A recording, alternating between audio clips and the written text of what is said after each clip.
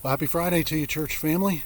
It's a beautiful fall Friday, and I hope you are able to get out today and enjoy the day, and hopefully you've got great plans for this weekend. For today's dose, I wanted to share with you a scripture from the book of Proverbs, and that is Proverbs 27:23, and it reads, "To know well the condition of your flocks and to give attention to your herds." There's a good point in this proverb, and that's that we should care for our animals' condition, that we should give attention to them when they need it, that neglecting what God's given us, whether property or animals, that it's not pleasing to God, and that God has given them to us, and He has every right to take it away. We need only look at the book of Job to see that. But a better translation for this, where it says to give attention to your herds, reads to put your heart to them, or to show cordial regard to them. I can't come out here, I can't see them without talking to them. I don't know if that's the case with you or not. Do you talk to your animals when you see them, especially when no one's around? I find myself asking them the funniest questions, like, hey buddy, good morning, look at you, are you hungry, what's going on? You just end up talking to them, like they're a person almost. But to know well the conditions of your flocks and to give attention to your herds is not just about animals.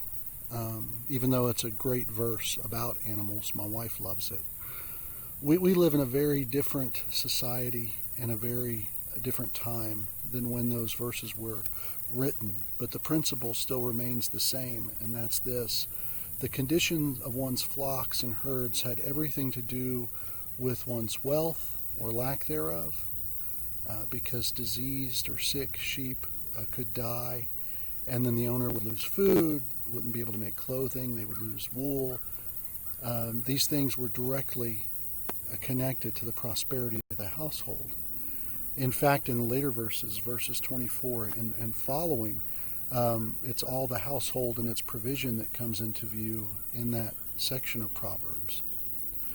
But nowadays we don't own sheep, and we don't have our financial assets tied up in animals, even though, as Larry Nash said, you put money in the front end and then you get something else out of the back end of these animals nowadays. We're still connected to them, but not connected like it was in Bible times, because the prosperity of the household was directly connected with the health of the animals.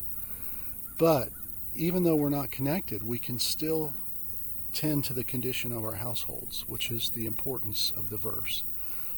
We can know the financial, the relational, the emotional condition of our household. We need to know our family's needs. That's the principle of the verse.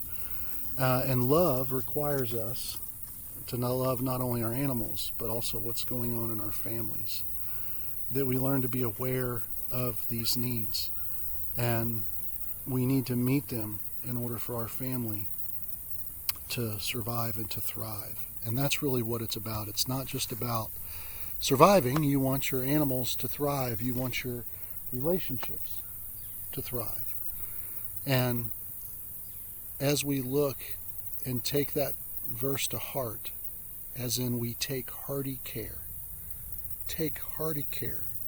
of our relationships and the people in our household, that is the principle that we need to apply. So, church family, go at this moment and take hearty care of someone or something in your household. Hopefully it's a person. It could be an animal too, but make sure this weekend that you take hearty care.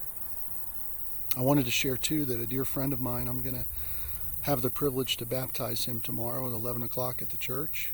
My friend Mike Robbins and his family are coming from Smyrna, and we're going to get the chance to take hearty care of them as we share together in that joyous moment for him and for his family and for the example this will set for his grandchildren. So we rejoice in that, and I hope you can rejoice in that with me, and I hope you can take hearty care of someone in your household today.